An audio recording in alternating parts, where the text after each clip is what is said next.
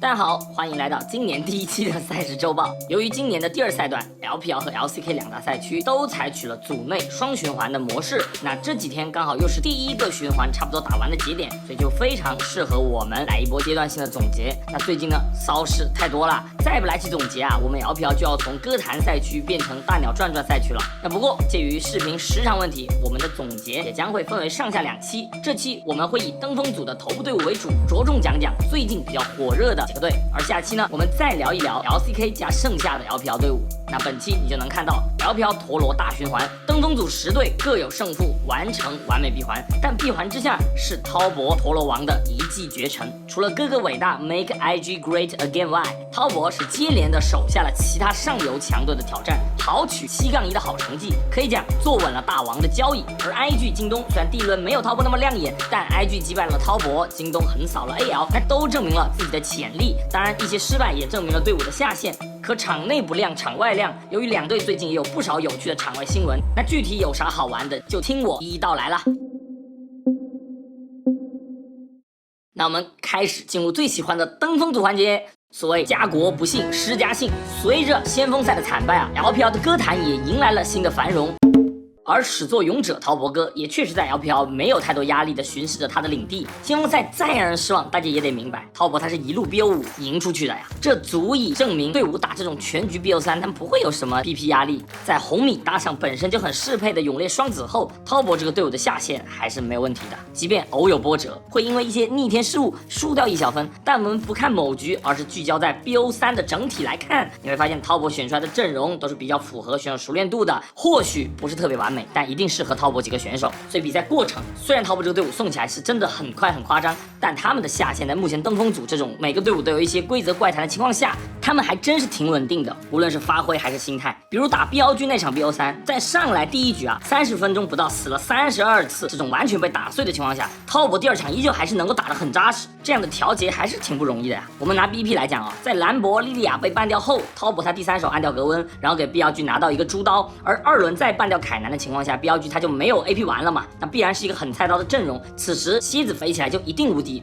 而卡纳比他又是一个只要他刷能够无敌，那他就一定能刷到无敌的选手。在 BL 军第一场如此碾压，且滔博选的相当狗屎的情况下，第二把滔博的 BP 还能够有条不紊，没有说因为第一局而去刻意针对谁，而是继续打自己擅长的阵容和体系。这说明滔博打现在 LPL 的常规赛强度，心态上没有太多的压力。毕竟从选手到教练啊，已经都是联赛老伙计了，1-2把常规赛的失利，那真的确实不太影响得到他们。我认为 LPL 为什么现在如此的内循环，每个队伍他都有机会爆冷，就是因为全局 BP 导致了一个队伍无法完全靠1到2个体系硬吃对手，而且赛程也比较紧，你可能会碰到一些训练赛完全没有遇到的情况，那这时就很看队伍大哥的发挥了，就你得给大哥选到大哥能发挥能 C 的英雄，然后其他人别拖累大哥。所以本质上现在的常规赛就是看全局 BP 下谁家队伍的大哥多。现在版本每个位置其实能混的配菜英雄并不少，打得够聪明的队伍啊是可以做一些田忌赛马的 BP 的。可滔博呢，由于能 C 的点很多，他不怕你和我打田忌赛马。明面上最突出的是卡纳比，他的潘森啊狗子啊选出来就是猛猛 C， 算上组内赛他已经有13个 MVP 到手了，基本就是奔着常规赛最佳 MVP 去的。而因为先锋赛糟糕发挥而被嘲讽为小奶龙的小奶油，其实他能 C 的角色也不少。你别看沙皇好像经常出现一些犯病操作，但该他打输出的时候，那输出是真不少打。他是 LPL 目前全部中单位里场均输出最高的，比一直在燃尽的 Rookie 还能高个几十点。而本身就是输出大王的哥哥就更不缺输出了，虽然大哥英雄他总是不够细腻，但他的2个英雄是真的猛啊。目前 J.K. Love 的艾希和维鲁斯都是100%胜率，维鲁斯总胜率确实是高，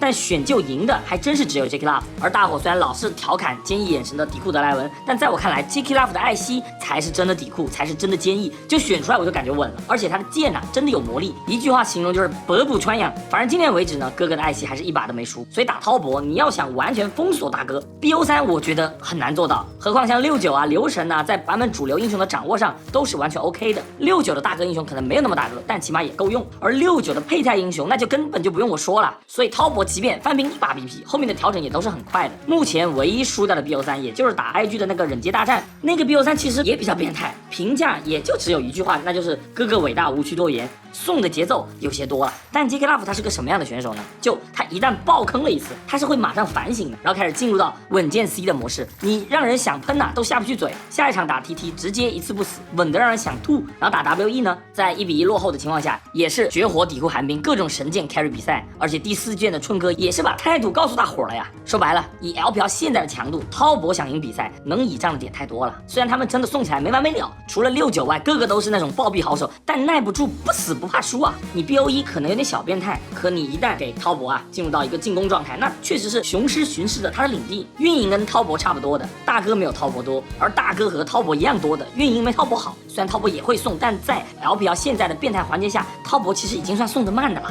滔博只是送得大，但真不算送得多。而且很多时候我们也感觉到滔博他在练一些非舒适区，所以即便有些 BOE 输了送了，我觉得也都还好。对于滔博而言，第2轮循环的核心目标，我认为还是得提升队伍送起来停不下来的这个情况。我是真的不怕这个队伍他们打架，我怕的是他们打不起来。先锋赛的时候就是别人不跟滔博无脑打了，而是抓住滔博急于求战的习惯，打一些埋伏加上滔博当时自己也出到大问题，所以就看得特别让人绝望。现在我听麦克风沟通又挺正常了，甚至红米都开始什么以赛代练了，说明现在滔博还是比较松弛的。所以短期即便有一些小爆冷小波动，我认为都不太会影响到滔博的整个常规赛情况。但所谓一朝被蛇咬，10年怕井绳，滔博现在不让人担心，不代表后面不让人担心。滔博这3个字母也不是1年2年让人头皮发麻了。而作为目前最有希望去 MSI 的队伍，在他们在世界舞台上拿到成绩前，我还是选择加入华语乐坛吧，先质疑再相信了。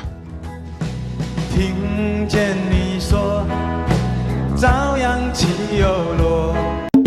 那接下来聊聊我们的流量大户 IG， 在6-0昂首踏入登峰组后， IG 还是展现了一些不错的面貌。首先队伍的韧性还不错不管对线期坑多大，但 IG 他总能在中期找回一波场子，找到一波逆转的大节奏。就像 IG 的被动一样我残血了就能创造一次反杀的机会。你先别管为什么是残血，也别管游戏到最后能不能赢，总之看 IG 的比赛不管他前期多劣，他中期总能给观众营造一种不会要翻了的那种观赛体验。虽然有时逆转希望会破灭，比如打 BLG 的第1场，本来中期中野的一波完美开团就已经把局势逆转了，但最后呢还是因为团战的冒进被 Elk 的 EZ 操作了。但我就想问了，比起被一路平推当路边踢死 IG 这样的暴毙，是不是节目效果更足一点，更能让粉丝开心？不开玩笑的讲， IG 虽然也还在犯病，但比起第1阶段 IG 的整体水平，我认为是有显著提升的。就第1赛段的 IG其实是很具有选手风格的队伍，每个选手都按着自己擅长那套在打。而现在的 IG 起码他们像一个队伍，丹尼是有把队伍捏合在一起，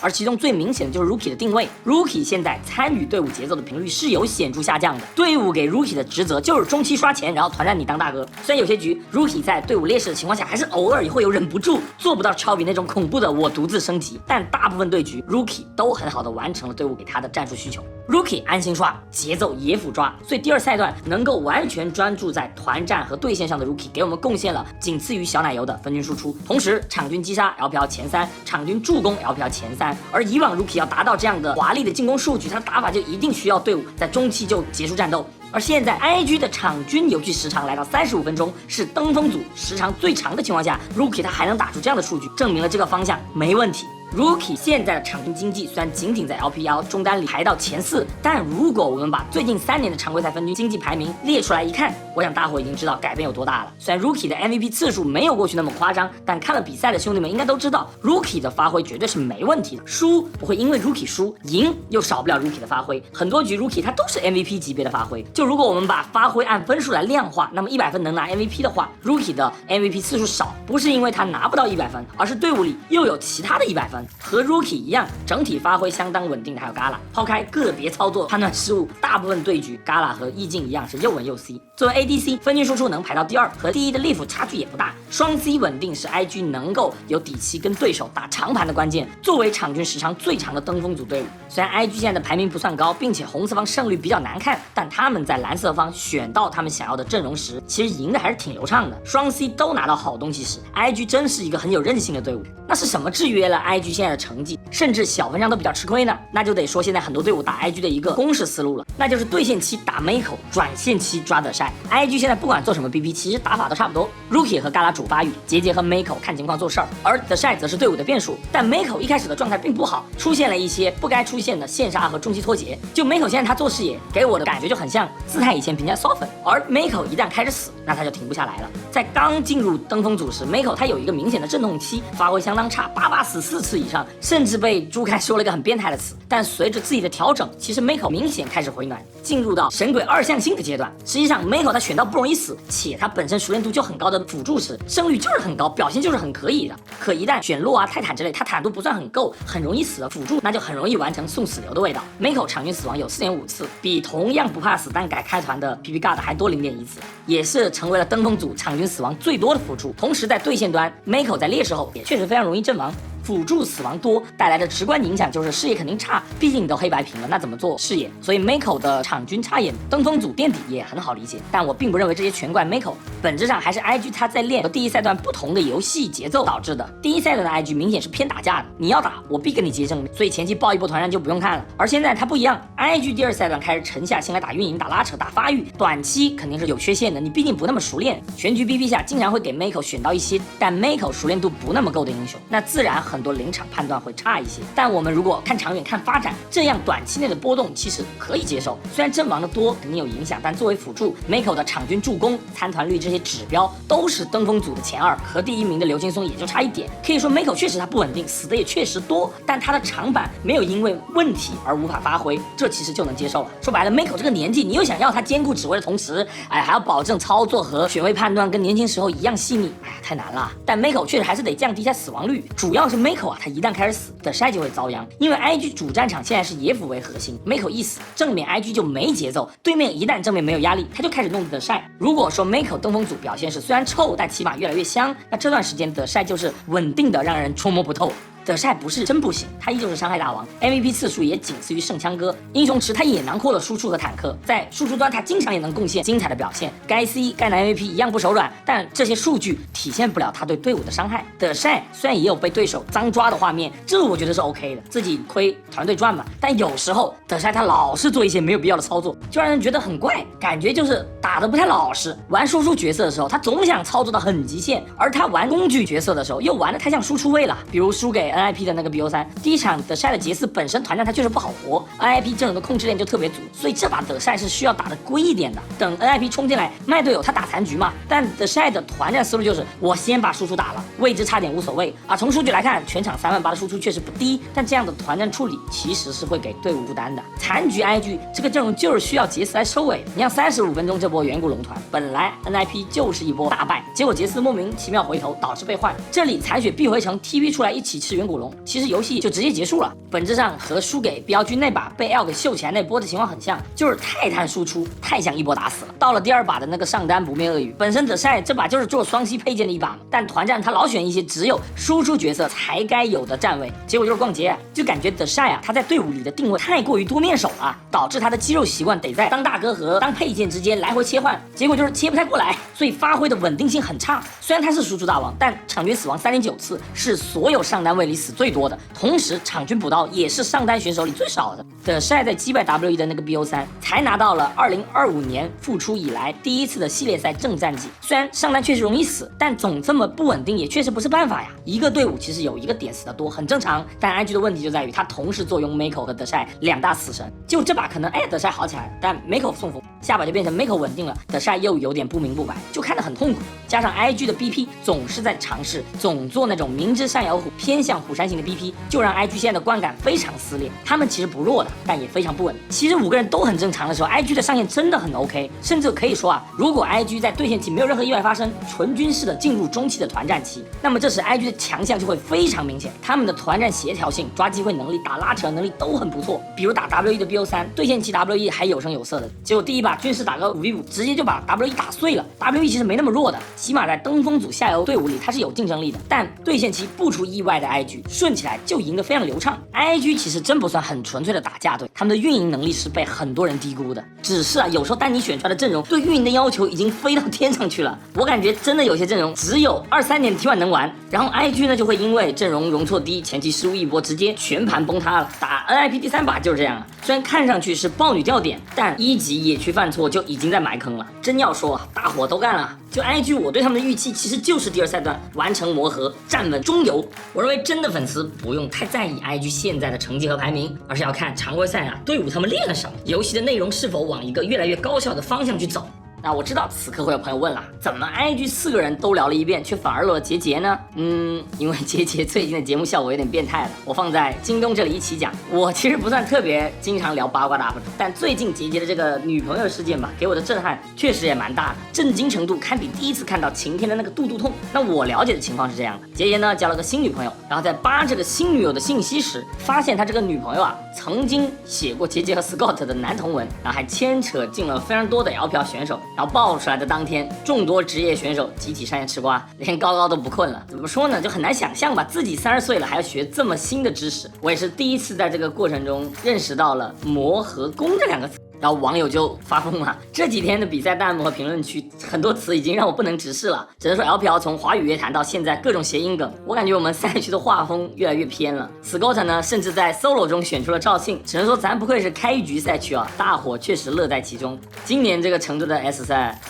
有不得不去的理由了。其实今年京东的配置还挺可以的，甚至队伍是可以像滔博那样打一种4核阵容，而且比起滔博的血腥进攻，京东的双 C 防守会更扎实。第1赛段也是惜败于 AL 打不过滔博，但第2赛段当其他队伍在进步后，京东的化学反应反而有点低于预期。首先小组赛就被 IG 连着干了2个 BO1，当然这也还好，但进入登峰组后，本以为2比0横扫 BLG 会是京东起势的地方，结果下一场面对配置略差的 FunPlus， 反而是1比2被爆了一个小冷，随后呢直接开启了3连跪，1比2输 IG，1比2再不敌微博。而在输给 IG 后，教练 CV Max 突然因为个人原因不回韩国休息据网友爆料，疑似是跟阿乐发生了冲突。就麦这 BP 今年也是贡献了非常多，那不是人能想出来的 BP。但只论输给 IG 的最后一局确实我是教练，我心脏也顶不住。第3把虽然 IG 靠着杰杰和 Rookie 的轮流抢男爵不停续命，但局面是牢牢掌握在京东手里的。可最后一波，阿乐先是一波没有任何道理的闪顶，然后呢还下意识的去拉了一下上路线。就我只能讲，2025年了还能看到这么低级的失误，你说谁是教练，谁能不气晕呢？其实京东现在的问题就是 Scott 在打FunPlus 前的那个发言。我们队友的话，不管是在训练赛也好，还是比赛也好，还是会出现一些很多小的失误吧。然后虽然我们在慢慢的进步，但是还是需要提高一些细节上的东西吧。和 IG 那种每次都是大失误不同，京东的问题在于很多小失误的积累，小细节拿捏不到位。京东不是 IG 那样大开大合的队伍，虽然京东的运营能力也很强，但他们抓机会的能力是比较一般的，所以京东的劣势局基本就只能看勋的个人发挥了。虽然京东的双 C 是偏稳健的发育打法，京东本身也爱打运营，但比起佩子的老东家简几，京东还是打得更快一点，所以我们常常能够看到佩子出现一些脱节的情况其实这样的一些小站位失误也很正常，但别忘了这个队伍还有另一个不稳定的炸弹阿乐，阿乐的游戏智商着实不够高而京东它又是一个偏运营的队伍，那你要想京东发挥好 C 位的优势，最好的办法就是让阿乐无脑玩肉。从结果来看，让阿乐玩肉的效果也相当不错，胜率比玩什么版本强势上单 carry 什么杰斯格温要好多了。这也没办法，阿乐他玩 C 位的时候他的注意力太过于在自己的操作上，但游戏智商不足又限制了他作为 C 位的上限。前面也讲了嘛，这个版本其实很看大哥，队伍大哥越多，能打的战术就越多， BP 就不容易犯病。而京东主要是在 BP 上给阿乐当大哥的局太多了，实际上让阿乐当好工具人，给队友当配件才是最好的。勋、佩子、Scott 哪个做大哥不比阿乐做大哥要让人安心呢？京东现在的这个成绩卡住，和 IG 很相似，都是上辅有点问题。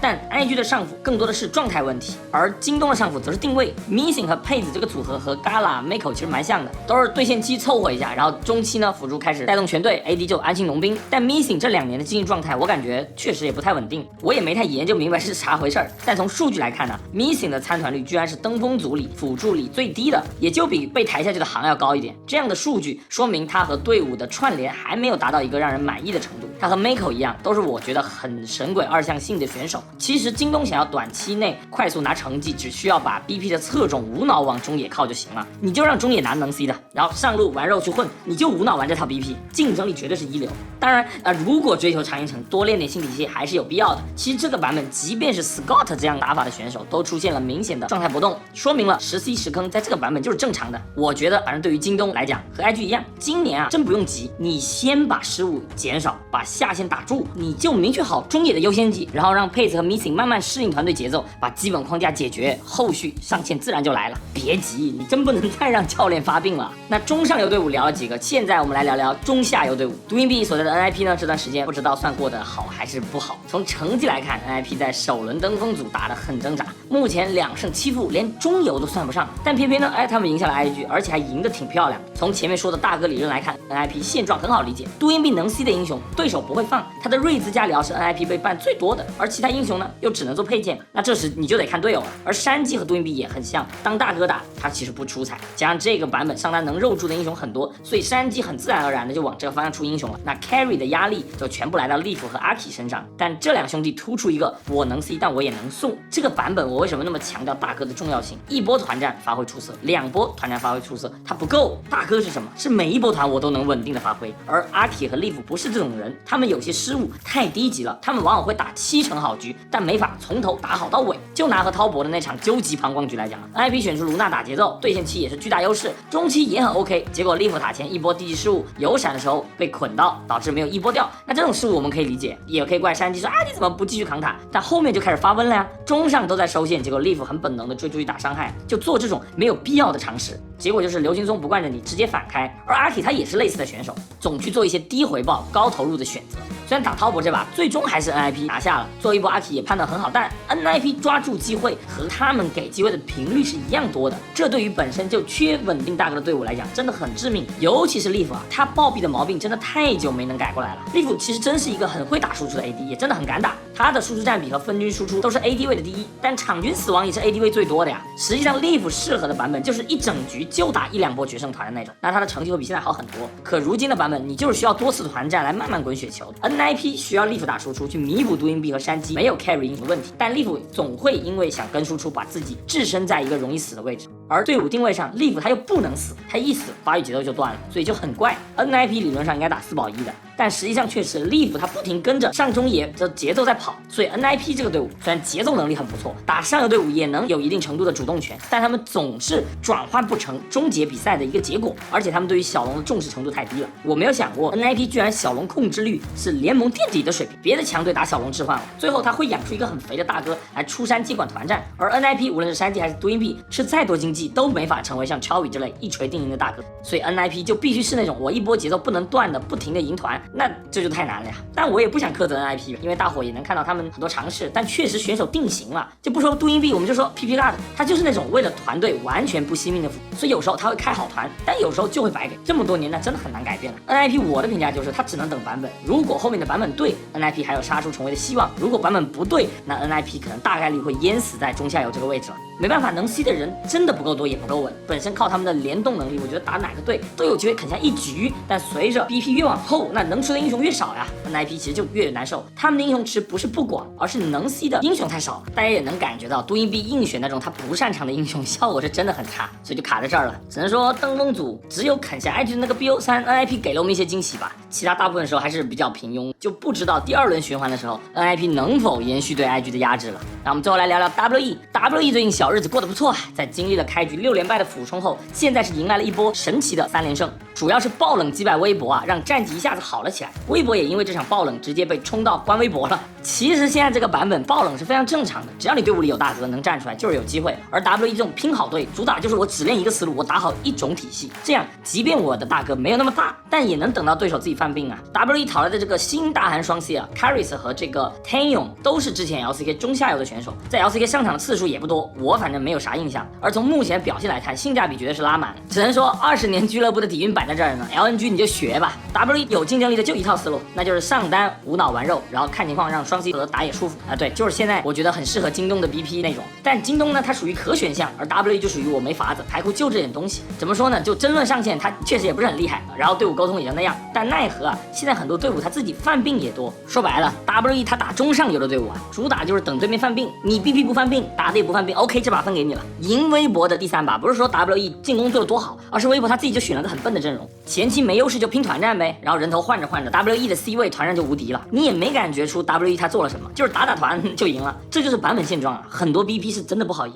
这个 Tan Yong 在 WE 这样的下游队能够打出 AD 位前5的分均输出的同时，他还仅有2.1的场均死亡，说实话是不容易的呀。但我也不认为功劳全给 C 位。前小天才组的这个野辅，虽然一个是打野位场均死亡最高，另一个是辅助场均死亡前5，都是死神级别的数据，但看比赛就知道这2个人是拼了命去给 C 位创造输出环境的。虽然可能实力确实不太够，但该做的努力也确实在做了。Monkey 和 Vampire 在登峰组野辅里，其实参团率都是名列前茅的，可以说敢打、敢带节奏、敢失误。但对于 WE 现在来讲，也确实够用了。接下来 WE 的目标应该就是争取能够吃下下游队伍的同时，尽可能多吃一点中游队伍的分。拼好队本身也不要求太多了。那最后我们再简单讲讲涅槃组的情况吧。不瞒大伙儿，这涅槃组的比赛我看的不算多，涅槃组的核心压力就是倒数后2名的争夺。由于输了就将无缘第3赛段直接放假，所以对于队伍而言，这时候就没啥兴奋可讲了。所以涅槃组很多队伍都是边换血边打，其中降本增效最厉害的当属 LNG 了。LNG 比起拼好队 WE 堪称最大冤种啊！一开始配置 LNG 好像也没有那么差，对吧？但小组赛挂零蛋，然后涅槃组呢又一开始垫底，那沦落至此，我认为就是我很早期跟大家说过的那个舰队逻辑他们没捋明白。